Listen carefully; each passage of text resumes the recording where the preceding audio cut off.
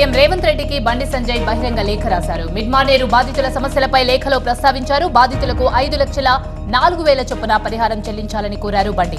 అర్హత లేకపోయినా ప్యాకేజీ పరిహారం తీసుకున్న ఎంపీ సంతోష్, కేసీఆర్ కుటుంబంపై చర్యలు తీసుకోవాలని కోరారు సంజయ్. పీఎస్సీ సమావేశంలో సీఎం రేవంత్ రెడ్డి కీలక వ్యాఖ్యలు చేశారు. ప్రభుత్వ సంక్షేమ పథకాలు అందరికీ అందాలని, పార్టీ అభ్యర్థి ఓడిపోయిన చోట ఇన్ఛార్జీలకే పెత్తనం ఇవ్వాలన్నారు. మన బీఫామ్ తీసుకున్న నేత ద్వారానే పథకాలు అందాలన్నారు. గ్రామ సభల్లోనే లబ్ధిదారులను ఎంపిక చేయాలన్నారు సీఎం. వచ్చే పార్లమెంట్ ఎన్నికల్లో తెలంగాణ నుంచి సోనియా గాంధీ పోటీ చేయాలని పీఎస్సీ మీటింగ్ లో తీర్మానించారు. 6 గ్యారంటీల్లో 2 అమలు చేశామని, మిగిలిన వాటిపై అసెంబ్లీలో చర్చిస్తామన్నారు షబీర్ అలీ. 100 రోజుల్లో గ్యారంటీలు అమలు చేసి తీరుతామని చెప్పారు. ఉట్నూరు ఆసుపత్రికి వచ్చే రోగులకు మెరుగైన వైద్యాన్ని అందించాలని ఖానాపూర్ ఎమ్మెల్యే వెడ్మ బోర్జు పటేల్ వైద్యులకు సూచించారు. ఉట్నూరు మండల కేంద్రంలోని ప్రభుత్వ ఆసుపత్రిని సందర్శించి సామాన్యుడిలా రక్త పరీక్షలు చేయించుకున్నారు. అనంతరం రోగులను పరామర్శించారు. పవన్ కళ్యాణ్ టీడీపీకి తాబేదారుగా మారారన్నారు జోగి రమేష్. పవన్ విధానాలు నచ్చక రామ్ సుధీర్ పార్టీని వీడారని తెలిపారు. జనసేనలో నేతలు, కార్యకర్తలు ఎవరూ మిగలరని, చంద్రబాబు కోసమే పవన్ పనిచేస్తున్నారని చెప్పారు జోగి రమేష్. చంద్రబాబు, పవన్ కళ్యాణ్ ఇంకా సీట్ల సర్దుబాటులోనే ఉన్నారన్నారు మంత్రి రోజా. ఉమ్మడి మేనిఫెస్టో తయారీకే వాళ్లకు సమయం లేదన్నారు. ఎక్కడి నుంచి పోటీ చేయాలో తెలియక ఇబ్బంది పడుతున్నారన్నారు రోజా.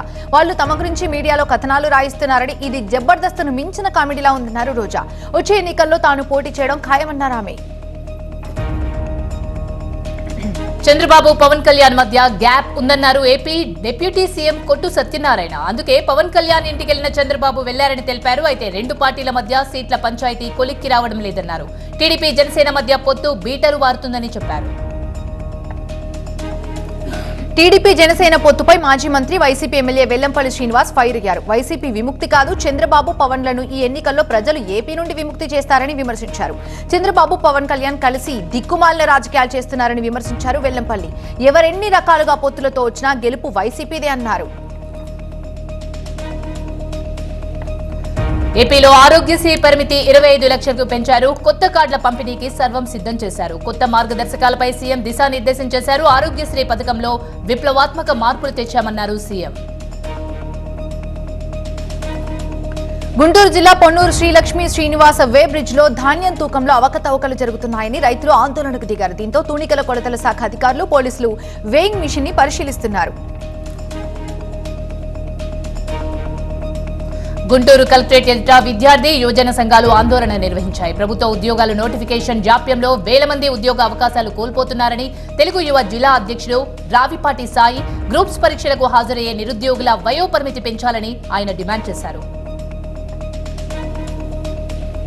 మంత్రి హోదాలో తొలిసారిగా నల్లగొండకు వచ్చినటువంటి కోమటిరెడ్డి వెంకటరెడ్డికి కాంగ్రెస్ శ్రేణులు ఘన స్వాగతం పలికారు. నల్గొండలో నిర్వహించినటువంటి భారీ ర్యాలీలో కార్యకర్తలు పెద్ద ఎత్తున పాల్గొన్నారు. మంత్రిపై పార్టీ శ్రేణులు హెలికాప్టర్ ద్వారా పూలవర్షం కురిపించారు. ఏఐసీసీ అధ్యక్షుడు ఖర్గేకు మాజీ ఎమ్మెల్యే పొదం వీరయ్య లేఖ రాశారు. తమకు ఎమ్మెల్సీ పదవి ఇచ్చి కేబినెట్ లో తీసుకోవాలని లేఖలో కోరారు. 33 ఏళ్లుగా పార్టీలో విశ్వాసంగా ఉన్నారంటూ లేఖలో ప్రస్తావించారు. తన రాజకీయ ప్రస్థానం మొత్తాన్ని లేఖలో వివరించారు. కాంగ్రెస్ తో పొత్తుపై సిపిఐ జాతీయ కార్యదర్శి నారాయణ కీలక వ్యాఖ్యలు చేశారు. సిపిఐ పొత్తు వల్లే కాంగ్రెస్ అధికారంలోకి వచ్చిందన్నారు. కమ్యూనిస్టులతో పొత్తు లేకపోవడం వల్లే మిగతా 3 రాష్ట్రాల్లో కాంగ్రెస్ ఓడిపోయిందన్నారు. కేరళలో 4, తమిళనాడులో 2, బెంగాల్లో 3 ఎంపీ స్థానాల్లో బస్తర్, తెలంగాణ, ఏపీలో ఒక్కో ఎంపీ స్థానంలో పోటీ చేస్తామని తెలిపారు. ఏపీలో జగన్ పై ప్రజలు వ్యతిరేకం చూపిస్తున్నారని తెలిపారు నారాయణ. సచివాలయంలో మంత్రి పొన్నం బాధ్యతలు స్వీకరించారు. తన ఛాంబర్లో ప్రత్యేక పూజలు చేశారు. ఆ తర్వాత పొన్నం ప్రభాకర్ ను ఆశీర్వదించారు వేద పండితులు. మరోవైపు పొన్నంను ఆర్టీసీ ఎండీ సజ్జనార్ కలిశారు. మహిళలకు బస్సు ఫ్రీ స్కీమ్ అమలుపై మంత్రి సమీక్ష నిర్వహించారు. మెదక్ జిల్లా నర్సాపూర్లో భూ సాధన కమిటీ ఆధ్వర్యంలో రైతులు పాదయాత్ర నిర్వహించారు. నర్సాపూర్ జల హనుమాన్ దేవాలయం నుంచి ప్రజాభవన్ వరకు పాదయాత్ర కొనసాగింది. కొండపోచమ్మ నుండి సంగారెడ్డికి నిర్మించే కెనాల్ని తమ గ్రామాల గుండా నిర్మించవద్దని, దీనివల్ల తాము భూములు కోల్పోతున్నామని ఆందోళన నిర్వహించారు రైతులు. నాగర్ కర్నూలు జిల్లా అచ్చంపేట పర్యటనకు వెళ్తున్న మాజీ ఎమ్మెల్యే గువ్వల బాలరాజు దంపతులను అడ్డుకున్నారు పోలీసులు. వెల్దండ పోలీస్ స్టేషన్ కు తరలించారు. అచ్చంపేట నియోజకవర్గంలోని హజీపూర్లో పోటాపోటీ కార్యక్రమాలు నిర్వహించతలపెట్టాయి కాంగ్రెస్ బీఆర్ఎస్. దీంతో ఉద్రిక్త పరిస్థితులు చోటు చేసుకునే అవకాశం ఉందని గువ్వల బాలరాజుని అడ్డుకున్నారు పోలీసులు. దీంతో వెల్దండ పోలీస్ స్టేషన్ ముందు స్థానిక బీఆర్ఎస్ నేతలు ఆందోళన నిర్వహించారు. ముఖ్యమంత్రి రేవంత్ రెడ్డి కాన్వాయ్ వెళ్లే మార్గాల్లో కొత్త పద్ధతిని పాటిస్తున్నారు ట్రాఫిక్ పోలీసులు. తన కోసం ట్రాఫిక్ ని ఆపొద్దు, ప్రజలను ఇబ్బంది పెట్టొద్దన్న సీఎం ఆదేశాలతో నూతన విధానాన్ని అమలు చేస్తున్నారు. ముఖ్యమంత్రి కాన్వాయ్ బయలుదేరిన తర్వాత 5-6 సెకండ్ల గ్యాప్ తో ట్రాఫిక్ ని వదులుతున్నారు పోలీసులు. ఏపీలో వచ్చేది టీడీపీ జనసేన ప్రభుత్వమేనన్నారు టీడీపీ నేత బుద్దా వెంకన్న. దౌర్జన్యాలకు పాల్పడుతున్న ఏ ఒక్కరిని వదిలిపెట్టబోమని హెచ్చరించారు. చంద్రబాబు పవన్ కలవడంతో వైసీపీ నాయకులు భయపడుతున్నారని ఎద్దేవా చేశారు.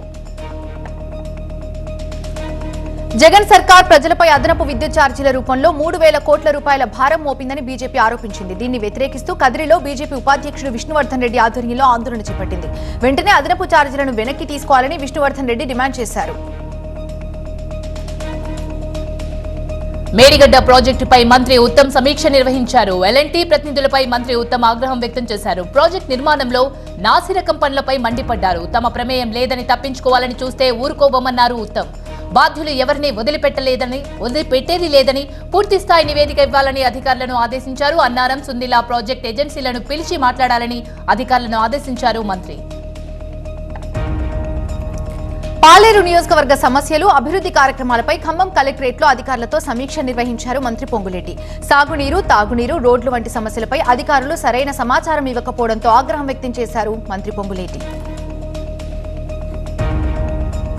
తెలంగాణ వైద్య శాఖలో సమ్మె సైరన్ మోగింది. డిమాండ్ల సాధన కోసం రేపటి నుంచి విధులు బహిష్కరించి నిరసన తెలపాలని జూనియర్ డాక్టర్లు నిర్ణయించారు.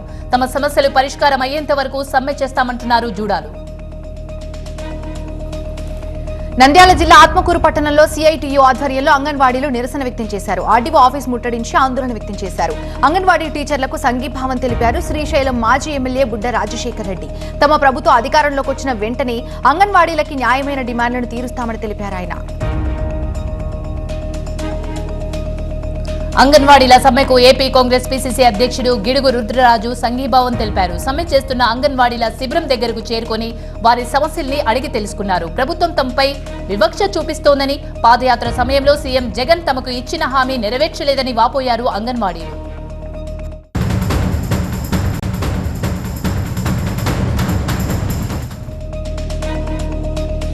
వివేక హత్య కేసులో తప్పుడు సాక్ష్యాలు చెప్పాలని కృష్ణారెడ్డిని సీబీఐ అధికారులు సునీత, రాజశేఖర్ రెడ్డి తీవ్రంగా వేధించారని తెలిపారు కృష్ణారెడ్డి తరపు న్యాయవాది ఓబుల్ రెడ్డి. హత్య కేసులో దేవిరెడ్డి, శివశంకర్ రెడ్డి, భాస్కర్ రెడ్డి, అవినాష్ రెడ్డి పాత్ర ఉందనే విధంగా సాక్ష్యం చెప్పాలని సీబీఐ ఎస్పీ రామ్ సింగ్ వేధించారని తెలిపారు. తెలంగాణలో మహాలక్ష్మి పథకంతో ఆర్టీసీకి కొత్త కళ వచ్చింది. టీఎస్ఆర్టీసీ బస్సులు మహిళలతో కిటకిటలాడిపోతున్నాయి. వారం రోజుల నుంచి ఆర్టీసీ బస్సులో మహిళల రద్దీ భారీగా పెరిగింది. మహిళలు ఎక్కువగా పుణ్యక్షేత్రాలు, పర్యాటక ప్రదేశాలు సందర్శనకు వెళ్తున్నారు. ఈ నెల 23న వేకువజామున 1:45 నుంచి భక్తులకు వైకుంఠ ద్వార దర్శనాన్ని ప్రారంభిస్తామన్నారు టీటీడీ ఈవో ధర్మారెడ్డి. 10 రోజుల పాటు భక్తులకు వైకుంఠ ద్వార దర్శనం కల్పిస్తామని చెప్పారు. జనవరి 1 అర్ధరాత్రి వైకుంఠ ద్వారాలను మూసివేస్తామని, వీఐపీలు వారి కుటుంబ సభ్యులతో వస్తేనే దర్శనం టికెట్లను కేటాయిస్తామన్నారు ధర్మారెడ్డి. హైదరాబాద్ లోని హస్తినాపురం డివిజన్ శ్రీరమణ కాలనీలో రాత్రికి రాత్రే వెలిసిన వైన్ షాపులతో ఇబ్బందులు పడుతున్నామంటున్నారు అక్కడి స్థానికులు. ఒకవైపు గుడి, మరోవైపు బడి ఉన్నా లెక్క చేయకుండా వైన్స్ పర్మిషన్ ఇచ్చారని మండిపడుతున్నారు. వైన్ షాప్స్ దగ్గర మహిళలు ధర్నాకు దిగారు. హైదరాబాద్ లో మరోసారి డ్రగ్స్ కలకలం రేపాయి. రాజస్థాన్ కి చెందిన 2 డ్రగ్ పెడ్లర్స్ ని అరెస్ట్ చేశారు పోలీసులు. వారి దగ్గర నుంచి 56 లక్షల విలువైన మత్తు పదార్థాలని స్వాధీనం చేసుకున్నారు. న్యూ ఇయర్ వేడుకల కోసం డ్రగ్స్ తెచ్చి అమ్ముతున్నారని గుర్తించారు పోలీసులు. నిందితులు శశిపాల్, మదన్ లాల్ పై పీడీ యాక్ట్ నమోదు చేశారు. హైదరాబాద్ ఎస్ఆర్ నగర్ లోని సర్వీస్ అపార్ట్మెంట్ లో డ్రగ్స్ పార్టీ జరుగుతున్నట్టు పక్కా సమాచారం రావడంతో అధికారులు దాడులు చేశారు. ప్రేమ్చంద్ బర్త్డే కోసం సంపత్ అనే యువకుడు గోవా నుంచి డ్రగ్స్ తెప్పించినట్టు గుర్తించారు. దీంతో 30 మంది యువకులని నార్కోటిక్ బ్యూరో అదుపులోకి తీసుకుంది. అరెస్ట్ అయిన వారిలో 12 మంది ఇంజనీరింగ్ విద్యార్థులు కాగా మిగిలిన వారు సాఫ్ట్వేర్ ఉద్యోగులున్నారు. ఆదోని మండలం నారాయణపురం గ్రామంలో అబ్బురపరిచేలా ఐక్యతతో సహపంక్తి భోజనం చేశారు. తరతరాలుగా ఈ సంప్రదాయం కొనసాగుతూ వస్తోంది. తాత ముత్తాతల కాలంలో గ్రామానికి కరువు రావడంతో అప్పటి పెద్దలు ఐకమత్యంతో దేవాలయం దగ్గర పూజలు చేసి అందరూ సహపంక్తి భోజనం చేశారని గ్రామస్తులు చెబుతున్నారు. ప్రకాశం జిల్లా గిద్దెలూరు అటవీ ప్రాంతంలో ఓపెన్ ఆర్ట్ పోటీలు ఫారెస్ట్ అధికారులు చేపట్టారు. ఔత్సాహికులు భారీగా హాజరై వన్యప్రాణుల సంరక్షణపై చిత్రాలు గీశారు. కర్ణాటకలో భారీ ఉగ్రకూట భగ్నం చేశారు ఎన్ఐఏ అధికారులు. బళ్ళారిలో 8 మంది ఐసిస్ ఉగ్రవాదుల్ని అరెస్ట్ చేశారు. దేశవ్యాప్తంగా పేలుళ్లకు ఐసిస్ భారీ కుట్ర చేసిందని గుర్తించింది ఎన్ఐఏ. కీలక నిందితుడు మినాజ్ ను అరెస్ట్ చేసి భారీగా పేలుడు పదార్థాలు, ఆయుధాలు స్వాధీనం చేసుకున్నారు. కర్ణాటక, బెంగళూరు, బళ్ళారితో పాటు పూణే, ముంబై, ఢిల్లీ, జార్ఖండ్లో ఎన్ఐఏ విస్తృతంగా సోదాలు నిర్వహించింది. రాజస్థాన్ సీఎం భజన్ లాల్ శర్మ ఢిల్లీలో పర్యటించారు. కేంద్ర మంత్రి ప్రహ్లాద్ జోషితో ప్రత్యేకంగా భేటీ అయి రాష్ట్ర రాజకీయాలపై చర్చించారు. ఆయన పార్లమెంట్లో కలర్ స్మోక్ దాడి ఘటనపై ప్రకంపనలు కంటిన్యూ అవుతున్నాయి. అయితే ఈ ఘటనపై కేంద్ర హోంమంత్రి అమిత్ షా సభలో స్టేట్మెంట్ ఇవ్వాలని విపక్షాలు పట్టుబడుతున్నాయి. సభలో హంగామా సృష్టించిన విపక్ష ఎంపీలపై స్పీకర్ సస్పెన్షన్ వేటు వేశారు. మొత్తం 92 మందిని విపక్ష ఎంపీలపై శీతాకాల సమావేశాలు ముగిసే వరకు సస్పెన్షన్ వేటు వేశారు స్పీకర్. పార్లమెంట్లో దాడి కేసులో దర్యాప్తు మరింత ఊపందుకుంది. పార్లమెంట్లో దాడికి దిగిన నిందితుల ఉద్దేశాలను తెలుసుకునే పనిలో ఉన్న ఢిల్లీ పోలీసులకి కీలక ఆధారాలు లభించాయి. ఈ నెల 13 నాటి పార్లమెంట్ కలర్ స్మోక్ ఘటన తర్వాత పరారైన లలిత్ జా ఫోన్లలోని డేటాని ధ్వంసం చేయడానికి ప్రయత్నించినట్టుగా పోలీసులు చెబుతున్నారు. ప్రధాని మోదీ వారణాసి పర్యటన రెండో రోజు కూడా బిజీగా కొనసాగుతుంది. వారణాసిలో పలు అభివృద్ధి కార్యక్రమాలను మోదీ ప్రారంభించారు. ప్రపంచంలో అతిపెద్ద ధ్యాన కేంద్రమైన సర్వేద్ మహామందిరాన్ని ప్రారంభించారు మోదీ. ఉత్తరప్రదేశ్ ముఖ్యమంత్రి యోగి ఆదిత్యనాథ్ తో కలిసి ఈ కేంద్రాన్ని పరిశీలించారు. ఒకేసారి 20,000 మంది ధ్యానం చేసుకునేందుకు వీలుగా దీన్ని నిర్మించారు. సార్వత్రిక ఎన్నికల కోసం కాంగ్రెస్ విరాళాలు సేకరిస్తుంది. డొనేట్ ఫర్ దేశ కార్యక్రమానికి పాల్గొన్నారు ఖర్గే. అయితే దేశ నిర్మాణం కోసం విరాళాలను వినియోగిస్తున్నామన్నారు ఖర్గే. ఈ క్రౌడ్ ఫండింగ్ కోసం ఈ కార్యక్రమం 10 రోజుల పాటు జరగనుంది. దేశ అభివృద్ధిపై ఇండియా కూటమి సభ్యులకు ఛాలెంజ్ చేశారు కేంద్ర మంత్రి గిరిరాజ్ సింగ్. నితీష్ కుమార్ సహా దమ్మున్న నేత ఎవరైనా ప్రధాని మోదీతో ఫైట్ చేసే దమ్ముందా అని ప్రశ్నించారు.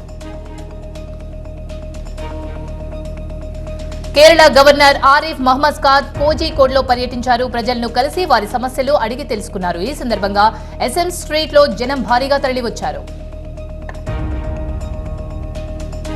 హర్యానాలో యూత్ కాంగ్రెస్ ఆధ్వర్యంలో నిరుద్యోగులు కదం తొక్కారు. ప్రభుత్వానికి వ్యతిరేకంగా ధర్నా చేశారు. వారిని పోలీసులు బలవంతంగా అరెస్టు చేసి స్టేషన్ కు తరలించారు.